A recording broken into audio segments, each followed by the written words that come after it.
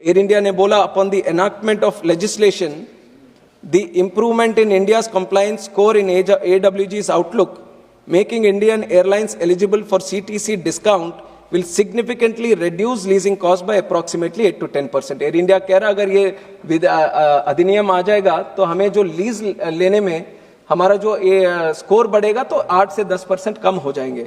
Indigo की यही है कि हो सकता है कि 15% तक कम हो जाए।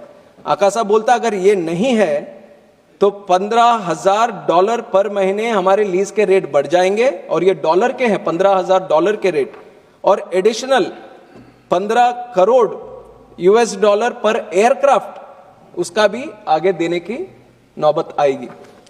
तो ऐसा है कि अगर लीजिंग का स्कोर कम हो गया तो इस तरह के हालात पैदा हो जाएंगे जहां पे आपको लीजिंग करने में बहुत सारी दिक्कत होंगी। और इंडिया का ऐसा मार्केट है, अभी ज्यादातर डिस्कशन भी चल रहा था, कुछ तो सीमित थे बिल के संबंध में, और बाकी सब तो ज्यादा दो चीजें पे थे।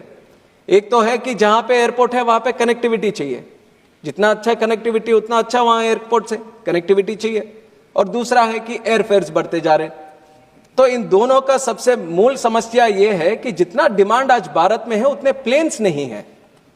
तभी तो हमारे एयर इंडिया हो, इंडिगो हो, आकाशा हो या कोई और एयरलाइन हो, अभी 1700 प्लेन अभी ऑर्डर में है और बाकी है अभी आने के लिए। अभी इस तरह का डिमांड नहीं है तो क्यों ऑर्डर करेंगे ये लोग सारे इतने सारे plane? Because India has that kind of demand, they have ordered up to 1700 planes today. And the rate of which the planes are coming into the country are up to 5 to 10 only. क्योंकि Covid के बाद उसके supply chain के उसके issues हैं, तो plane बन के आने में बहुत समय लगता है। तो 1700 प्लेन्स अगर हम बोलें कि 5 से 10 हर महीने में आ रहे, तो ये 1700 कब तक आए? पर एयरलाइंस के मन में है कि इतना बड़ा डिमांड है, हमें इतने सारे प्लेन्स चाहिए।